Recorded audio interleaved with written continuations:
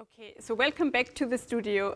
While you were getting some insights into our gardens, we are currently still waiting a bit to be joined by our on-site guest, Francesca Bria, the president of the Italian National Innovation Fund. So she's going to join Gerfried Stocker, who you all, if you've been following along on the channel, know very well, of course, our CEO and artistic director, in a few moments, hopefully. In the meantime, though, I think we can already use the time and share a bit more about Francesca. So I think we all couldn't have imagined a festival without bringing her in and her unique perspective on technology, where we are now exploring the transition from technology as a tool to technology interwoven with every aspect of our culture. And that is really at the heart of everything that Francesca is doing in her practice and in her work. So as I already said, she's the president of the Italian National Innovation Fund. She's also an honorary professor in the Institute for Innovation and Public Purpose at UCL in London. Francesca is also a senior advisor to the United Nations UN Habitat on digital cities and digital rights. She's also leading the DECODE project on data sovereignty in Europe and is a member of the European Commission high-level expert group on economic and societal impact of research and innovation, ESIR. She's also served for quite a long time as Chief Technology Officer of the city of Barcelona. Francesca has a PhD in Innovation and Entrepreneurship from the Imperial College London and as well as a Master's in Digital Economy from the University of London, Birbeck. So as you see, Francesca is a really established expert in all fields that we are discussing now in terms of the new digital deal at the Ars Electronica Festival. And we are very delighted that in a few seconds she's going to join myself and Gerfried here on stage. That's really good to know because I mean, as you just have described, I mean, Francesca is really, I think at the moment, also one of the busiest women here in European digital strategy and governance. With all the many activities, she is also advising for the new European Bauhaus project of President von der Leyen. And I think this is for a very good reason, because she came into this field with a rather different background. She is not a technologist from her background, but somebody who is really very strongly from the beginning engaged in the social questions, in the dimension, the social, political and cultural dimension of the digital transformation. And I think we have in particular seen this really very clearly in the work that she did in Barcelona, because I think mainly of her work there, Barcelona really went a completely different and super interesting way in becoming a digital city, while most of the other places worldwide where governments were trying to implement digital technologies into their cities or into their governments, they usually start with technology. They were out there hiring big tech consultants, making deals with the big tech companies, just thinking about infrastructure.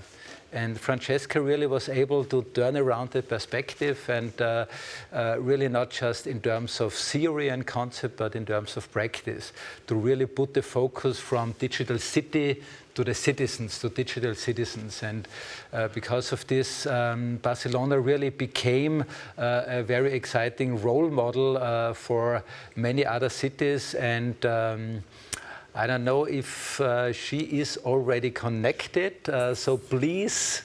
Yes, absolutely. Yes. Welcome, Francesca. Hi. Francesca. We are very happy that you're able to join us today. We already did an introduction of you, and I will actually now hand straight over to both you and Gerfried to dive into your conversation.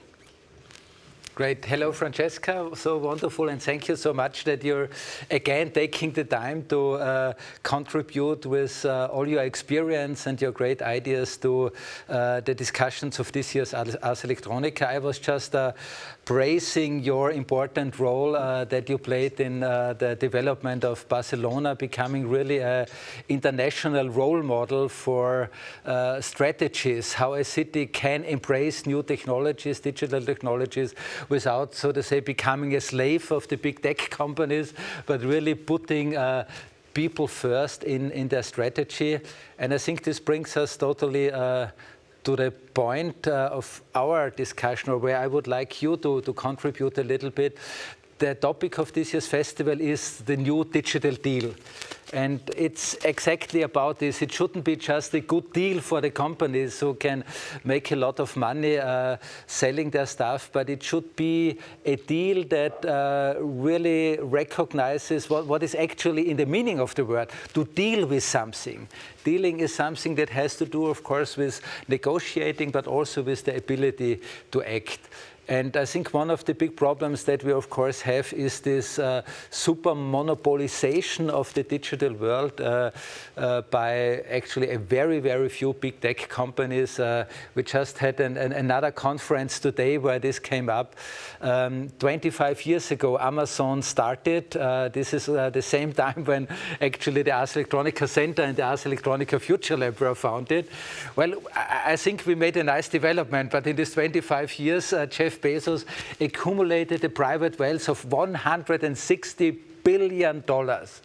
I mean, this is totally insane. This is totally immoral. Within 25 years, to collect so much money, I mean, it's not possible without, of course, taking the money away from somebody else, without exploiting a system, but a system that was totally willing to be exploited. I think one of the really terrible things is that for such a long time we didn't really recognize what's going on. But I think this has been changing. You have been very strongly involved in many of the policy making of the European Union, and I would like you to explore a little bit, contemplate a little bit about this idea. What could be the cornerstones of a new digital deal? Is it even possible to think of a new digital deal as just a European thing? How could the European position be within the global competition and all those things that you know so well? So please.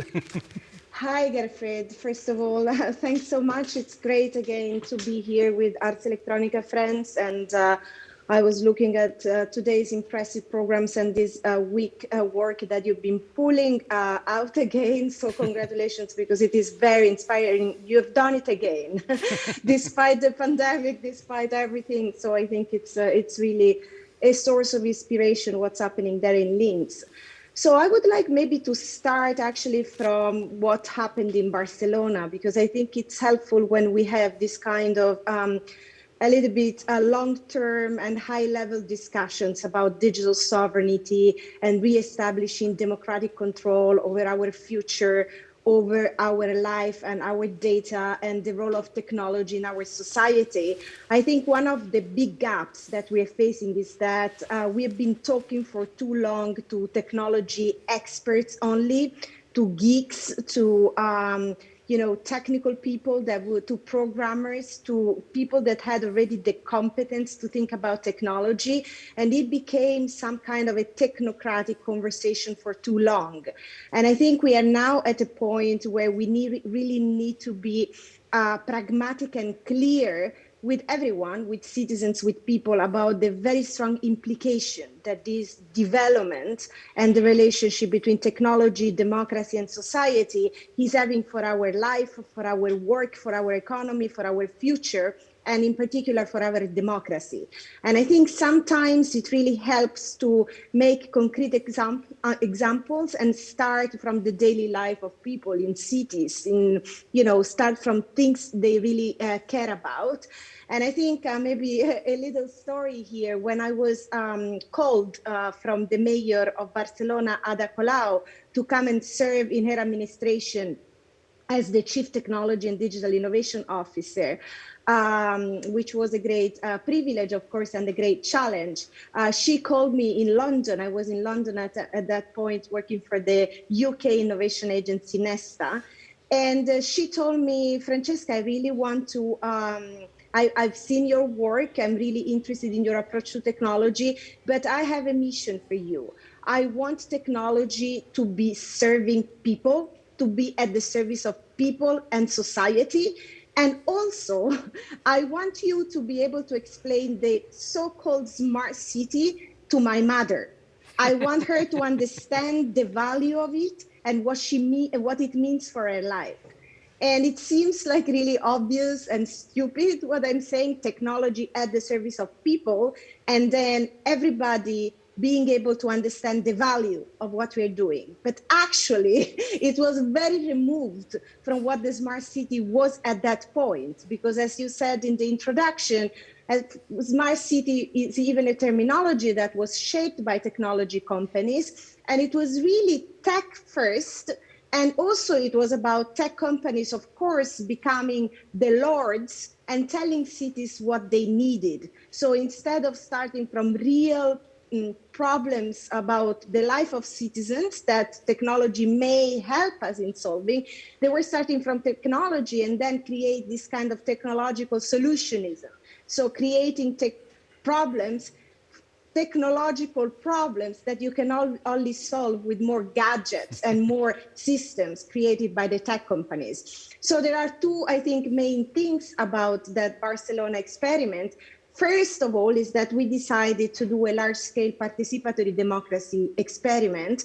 So instead of building policies with the usual experts, the usual suspects, only calling the powerful companies, the industry, and only the usual experts that public administration consult, we decided that the main problem was about this gap that we have of trust between citizens and public institutions. And we wanted to devolve back power to the citizens and making sure that citizens could have a role in shaping the policies of the future, in deciding the future of their city, and in deciding also about how technology should be governed. And so we engaged over 400,000 citizens in shaping the city agenda. And 70% of the proposals that became the action plan of the city of Barcelona came directly from citizens. This is a very important point because, as you know, we today are used to see that basically technologies serve to accumulate more market power, more social power, and really more power from a very few group of companies. And so thinking about, and the public sector is really too dependent on the big tech companies, and they depend on their solutions, but also on the lobbying power that they have on politics. So being able to basically show that the power and the capacity that technology, collective intelligence, connectivity, data, artificial intelligence can have for society and people, and engaging people in shaping this agenda, I think it is for me one of the most important points. And I think it is very, very central to the Barcelona model, and it is what we are trying to spread around.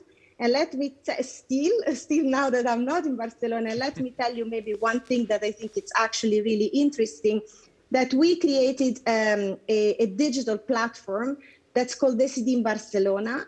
And that was built with, it is made with European technology. It has ethics, security, and data sovereignty, and it's in its very core.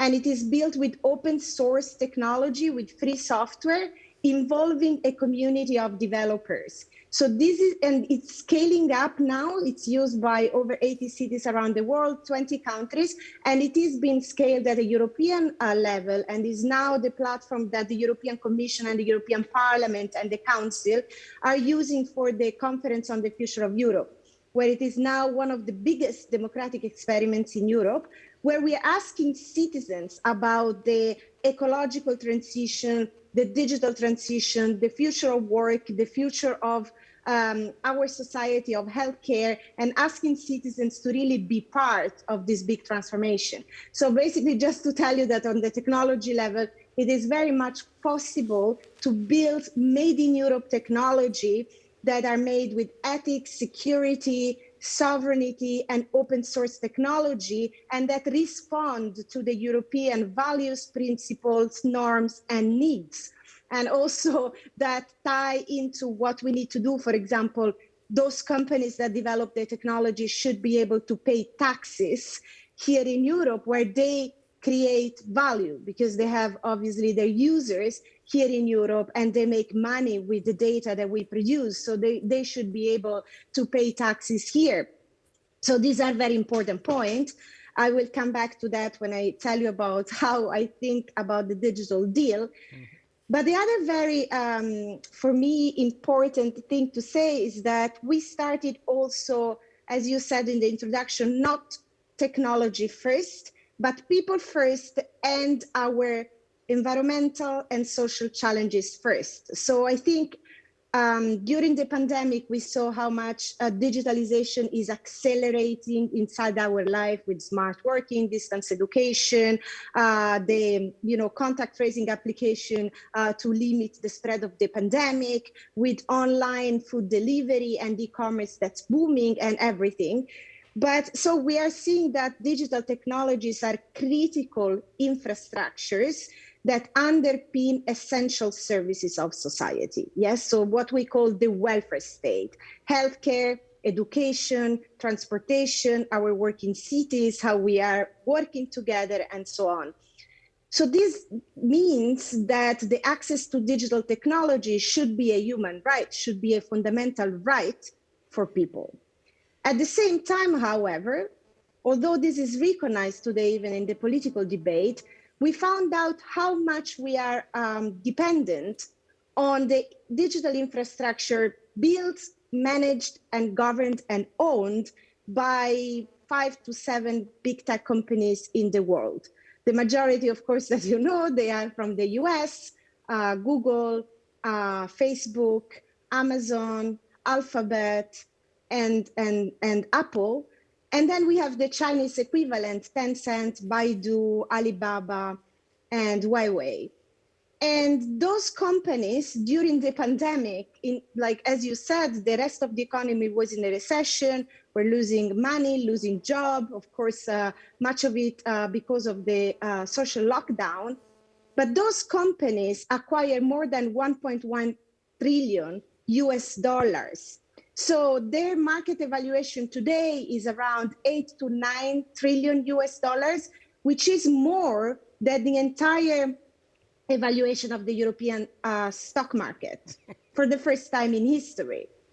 So we have a problem of a real big dominance and concentration of market power that somehow we are not anymore capable as a society to face in an effective way, right?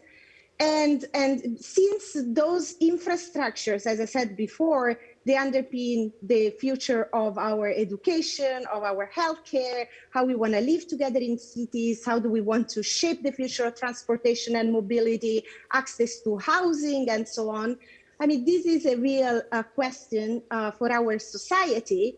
And that is where I bring, the question of the New Deal, so the digital deal.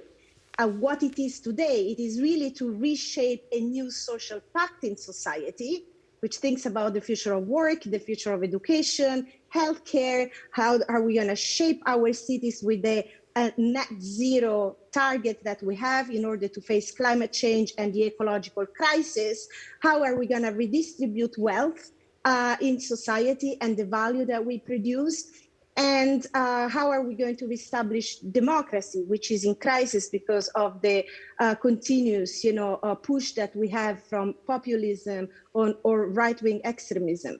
These are the big questions that we have to tackle. And to see that we have such concentration of market power and political power and legitimacy is in crisis, political legitimacy in crisis, I think it's a question of democracy at the end. So basically, in my view, this digital deal will be about restoring our digital sovereignty, which digital sovereignty, as I mean it, it means that as a society, we should be able to set the direction of the technological progress and put technology and data at the service of society. So meaning, you know, if you direct the technological development to solve the most pressing environmental and social problems of our times, you won't be starting from technology. You will be starting from the climate emergency, the ecological transition, public health care, and so on, because that's what we want to tackle as a society. And so I think that digital sovereignty should also mean that digital technologies should be able to facilitate the transition from a business model that today is, you know, digital economy, we can define as surveillance capitalism, where we have a handful of US and China-based corporations that battle for digital supremacy, right? Because they, of course, amass all this power in the data and the economic power that they have, to a people-centric future that's based on better workers, environmental and citizen rights in order to bring long-term social innovation. So I think it's also about, you know, understanding the broader economic and political implication of the relationship between technology and democracy, and being able as a society to decide what kind of model we want for our future. If I want to be more concrete here, because I understand this is maybe, you know, a little bit abstract. I mean, I started from cities. Of course, in cities, it is very clear because it is really actually clear, for instance, to understand the power of data. So the power of data is something that people struggle to understand. So if we have an economic model, so today's digital capitalism, I mean, the digital platforms, their business model is mainly based on manipulating and monetizing people's personal information and data. And we saw the big value that this has in the market.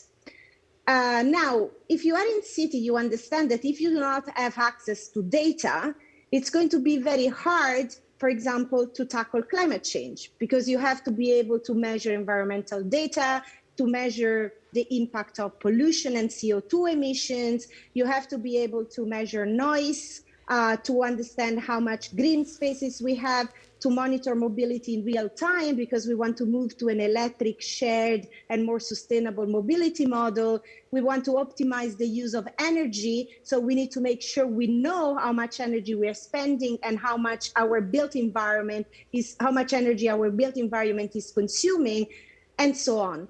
This kind of real-time data that we produce as people in a society should be understood as a public infrastructure, as a new meta utility, like, you know, the air we breathe, like exactly like roads, like water.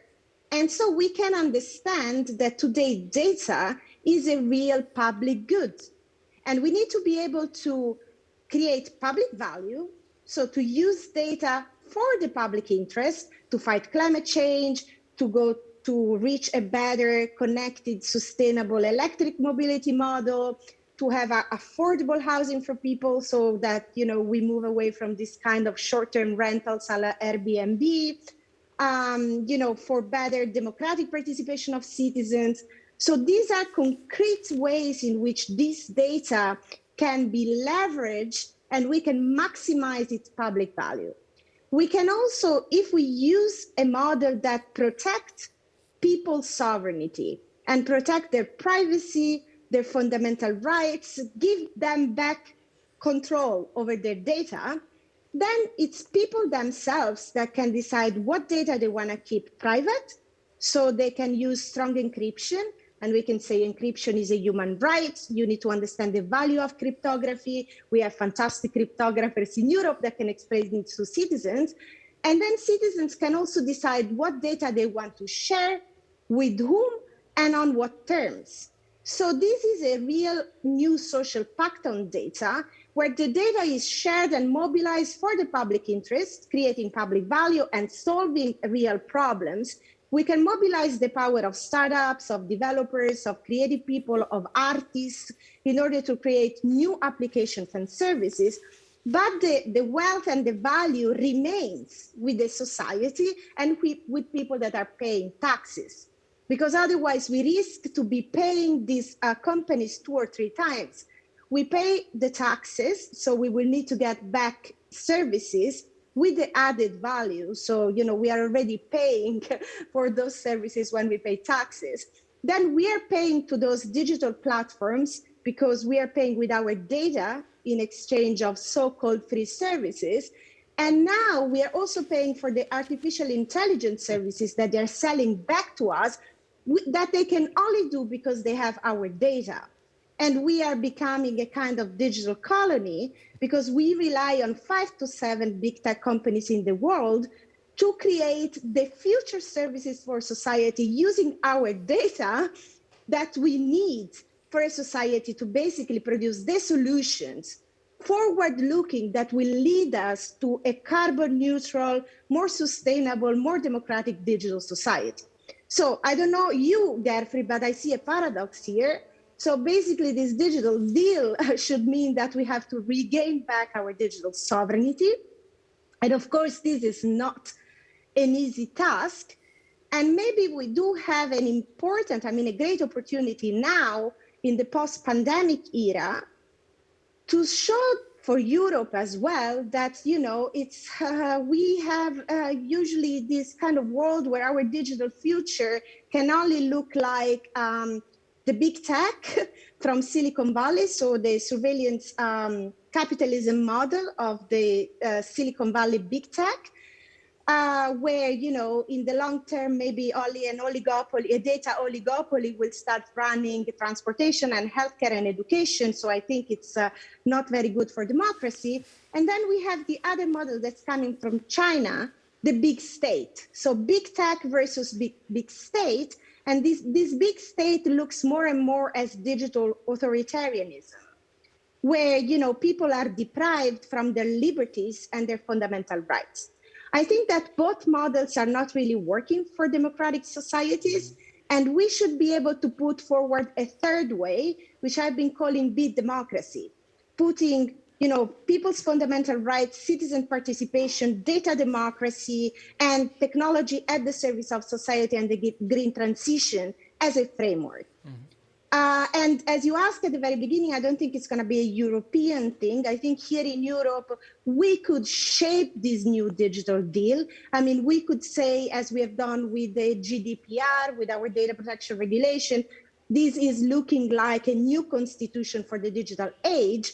But I hope this is going to be a global model, because this is not coming back to old kind of colonialism where Europe is going to impose its own model to the world. We have seen that importing democracy is disastrous for our civilization. So we're probably going to have to work with South America, with Africa, with the global South, because this is not about privilege. This is about building an inclusive digital society.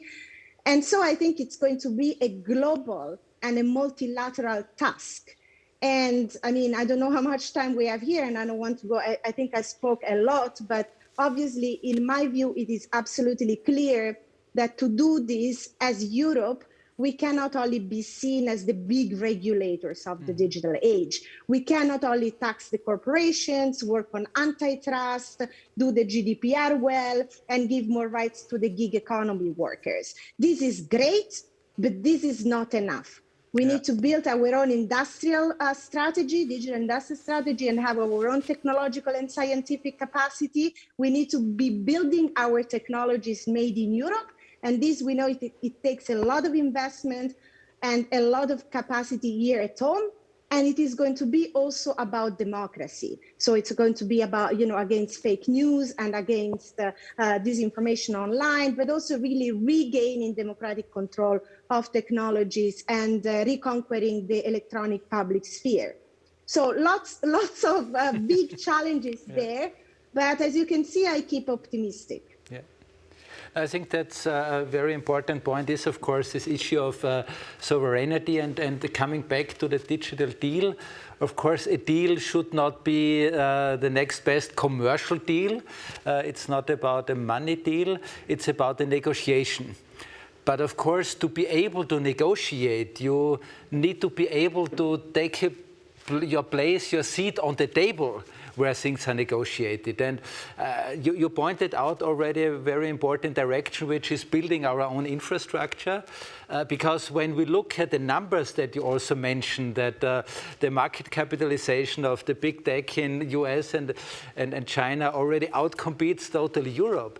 I mean, do we really even have a chance to be part of these big negotiations? I mean, is the train already gone for Europe?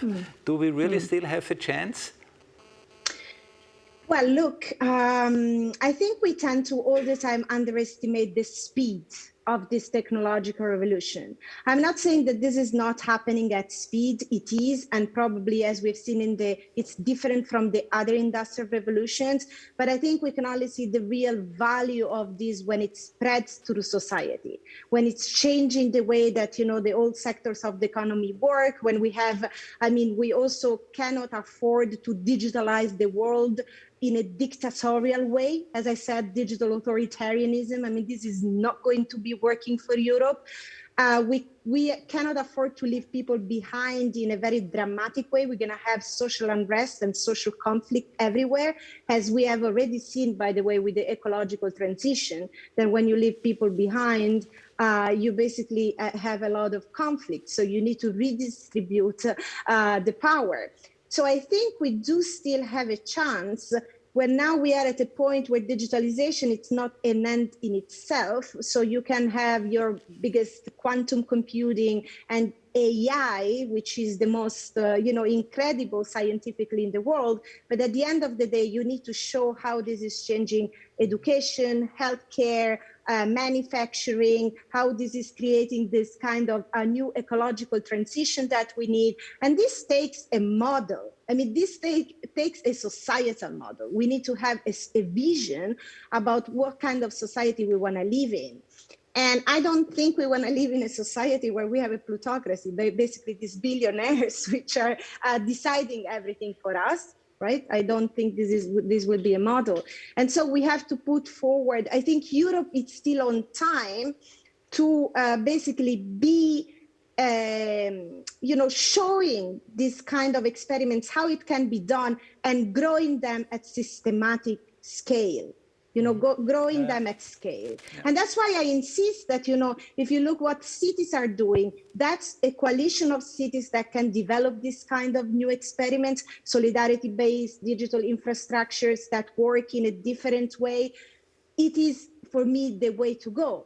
At the same time, we probably need the things that you are doing there in Linz. On one side, of course, integrating this digital humanism, the fact that you need to bring in the creatives, the artists, the thinkers, the architects, the economists, the sociologists. This cannot be only led by IT guys, by the way, because women are not, as we know, we have a huge gender gap in the tech sector.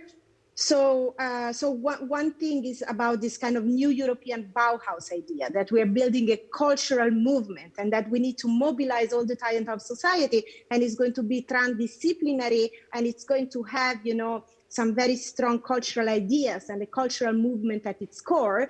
And then the other avenue that we are also experimenting there is about creating future universities.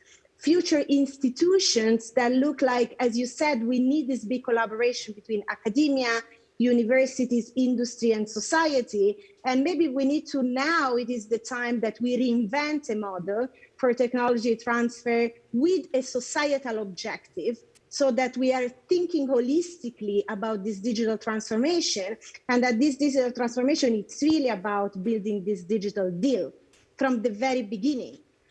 So I believe that those ideas that we're practicing here, you don't find them in the rest of the world. It is like we are actually building the future here. And this is what keeps me optimistic, because obviously if I look at the economic data, at the concentration of industrial power, yeah, I mean, it's hard to claim that we can actually regain our technological sovereignty, being this counterpower to the hegemonic fight between the US and China. But if we consider everything we've said up to now, and if we consider that we are investing around 2 to 3 trillion post-recovery public investment in Europe for the first time, pan-European, with a pan-European industrial policy, then I'm more optimistic. And I think that's the struggle that we should have, you know, but it's going to be, I think, always a kind of struggle. And I believe that it's important to have it bottom up. So as you're saying, putting people at the right table where those decisions are taken, it means that it's not going to happen only in a closed room, and the deals are going to be democratic, meaning there is going to be a democratic participation to how we are establishing the rules of the games and the directions we are going. Which brings us nicely back to digital city versus digital citizens, because a very important, so to say, a basic requirement for this is, of course, that we have to be able to take and bring the people along on this journey. I think that looking at the kind of vision that you are portraying of a role of Europe in this global negotiation. I mean, we don't have the huge financial power like the big US companies or the US itself. We don't have this authoritarian power of the big state. So we have the power of people, basically. And this almost sounds a little bit romantic, because then I think, yes, this is the intellectual power of the people, the creativity of the people. And quite often when we look like, just again on the European scale, how much money goes into Creative Europe program, how much money goes into H2020 and other things. Isn't it also necessary to put more money not only in the classical way how we understand infrastructure in terms of building our own cloud and data centers and fiber cables and all these kind of things, this big industry understanding of infrastructure. And even if it might sound a little bit cynical to use this term here, but we need also to invest in human infrastructure. And what would be there your recommendation? I mean, you have this luxury position and this powerful position to advise so many also politicians in Europe. I mean, how can you kick them to also think more of the human capacity and the needs of the people taking along? No, absolutely. I completely agree with you. First of all, I think we shouldn't underestimate the need to invest more in our own infrastructures, as you know. And do that in a serious way. I mean, this is also something we have to keep monitoring as citizens, as people that take care about the digital sovereignty of Europe, that now we are investing 20% of, you know, around 600 billion, which is going in the digital transition in Europe. And it's a lot of money that's going to go on creating a European cloud, artificial intelligence capacity. We have a new data governance act. So we have to create rules how the data will be used and extracted and accessed. We're going to invest in quantum computing, in microchips. I mean, Europe has the ambitions to create 20% of the microprocessors here in Europe, because we have a very complicated supply chain at the moment with disruption that's affecting industry. So we have a very complicated industrial landscape. And I think it's very important that Europe builds the companies, the industry, the new ones, I mean, the new actors here. And that we are capable also of doing it with a different mindset, with a different view of how we are building this technology for what for. So I would insist that this is also something we have to keep monitoring, and this is a very important task. At the same time, as I said also before, we have to invest in social and human infrastructure and capacity, and also in this kind of bringing the people, so make them understand that this is about, you know, their affordable housing, sustainable mobility, shaping the future of education, the future of work, you know, about exiting from precarious labor. I mean, this is really about the soft things that are very important in people's life. And when people understand that this is about that, those are the tasks, of course, they should come on board. So we have to somehow exit this kind of tech bubble. We have to even do it with our language. We have to communicate that this is really about building the future infrastructures of society. So not just the technical infrastructures, but the institutions of society. So that's where, I mean, I would say it again, your idea of building a new type of universities, I mean, even what you're doing there with the festival university, I mean, we need to experiment with this kind of spaces.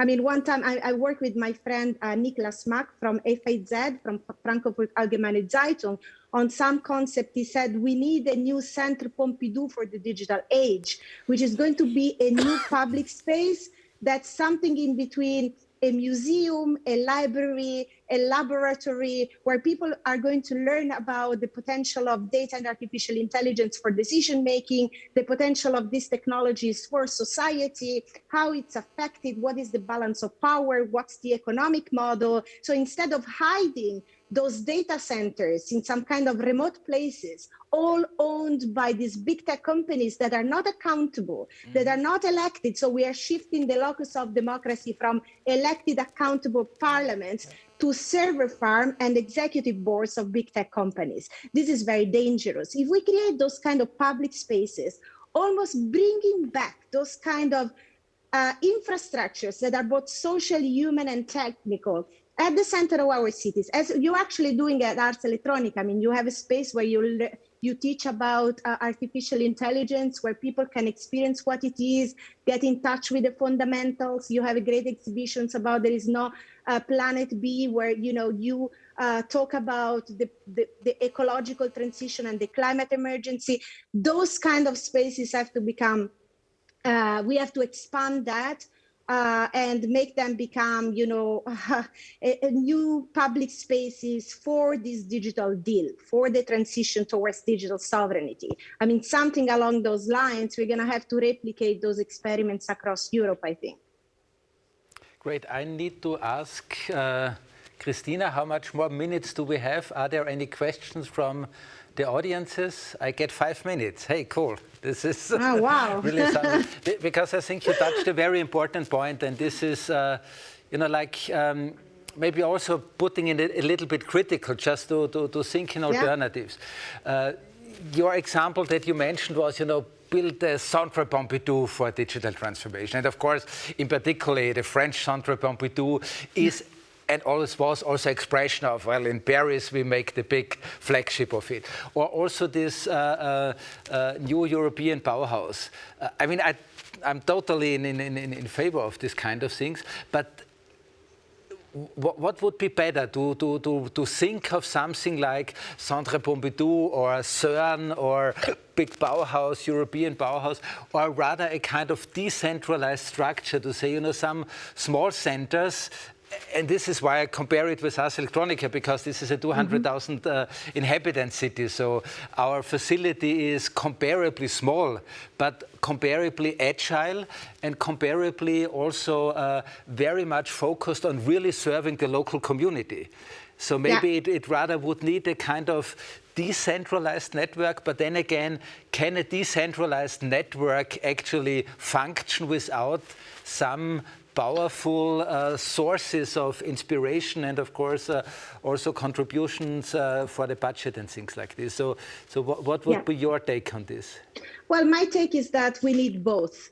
My take is that at the moment, there is no contradiction between fostering and empowering the decentralized network. We actually have to do that. As you know, I've been doing that all my basically life. I believe, well, also cities is a way to decentralize it, using cities as this kind of local laboratories, but also like smaller centers, really a decentralized network of laboratories that are experimenting with this carbon neutral and democratic digital futures. It's what we need. And this should be the fundamental architecture, I think, of the new European Bauhaus. But at the same time, we need two more things. I mean, first of all, the Centre Pompidou was symbolic in terms of making what wasn't visible about how power functioned visible. So that's why the comparison between, okay, we have all this absolute amount of power, financial, technological, AI, our data that gets amassed in server farms, but they're all hidden in some remote locations. And for people, it's very hard to believe that this is part of their daily material reality. So to kind of make this power more visible, I think it's also a task for arts and creativity and architects, and to make them new public spaces for critical thinking, for questioning, for learning, for new multidisciplinary learning, in fact, and also to make politicians learning better, because we have to also be aware that, you know, this is a reality that also many people that take this fundamental decision struggle to really understand. And then there is another question, I think, about centralized versus decentralized, that at the moment, we do need also to push it from the top down. So we need big, ambitious strategies like the European Green Deal and, you know, a digital strategy that's very bold. And we need to come from national governments, from the European Commission, from regions, from cities. But then we also need the bottom-up movements. So we need citizens, civil society, trade unions, artist centers, cultural movement coming together. It is really, I think, both ways. Because we know that if you only have the decentralized network, then on a certain point, you struggle to make those models sustainable over time. So we want somehow to make sure that pioneering experiments, for example, like the one you're running, can on a certain point become new forms of institutions, can show that we can actually systemically transform institutions and create new spaces, new avenues, yes, for this kind of work. And I strongly believe in that. And I also believe that this is the task of politics and the task of, you know, the public, it is the task for the public space to make sure that this happens. Great. I mean, just for me to sum it up, because one of the key words is really this idea of sovereignty, and following your argumentation, I think this is really this triangle. Then we need, of course, a strategy for governance. We need to prepare regulations and rules not to make things impossible or more difficult, but actually in a certain way to make them more functioning. Because without building also a basis of trust into this technology, we won't be able to go to the next point, which is bringing the people along. And of course, it also will take a lot of investment in infrastructure. But I think this issue of trust is extremely important. And in a certain way, at the moment, it seems there never has been a time where technology had such a bad image. And also you were a little bit saying, okay, well, we were talking too much to technicians. And, you know, I'm also a technician in my training, so I need to defend a little bit those guys. I think it's really at the end a very important point to conduct a discussion that is not always kind of ending with this, that technology itself or the technicians, they are like the bad guys. I know many people, and this is the nice thing on events like Ars Electronica. Suddenly you bring in these people from science and technology, and then you discover, well, actually they have the same interests, because they also have children, and they also want to make sure that our democratic world is surviving, and they're also interested, of course, in sustainable technologies. So I think this is maybe a very interesting way when we think of this triangle between governance and infrastructure, and of course also bringing the people along. But Christina already showed up here on the stage, which means I should rather cut now our discussion. Thank you so much. I mean, not only for taking the time, but also for all the really super interesting work that you're doing and the contribution. I would say the best solution to really create a good digital deal is to have many more Francescas out there fighting for digital sovereignty, not only of Europe, but digital sovereignty of all of us. Thank you very much. And maybe Christina has some final words now. I just want to thank you both for this very inspiring conversation on how we want to design the processes of digital transformation, especially also how we want to include the citizens in our cities in it, and make sure that it is a transparent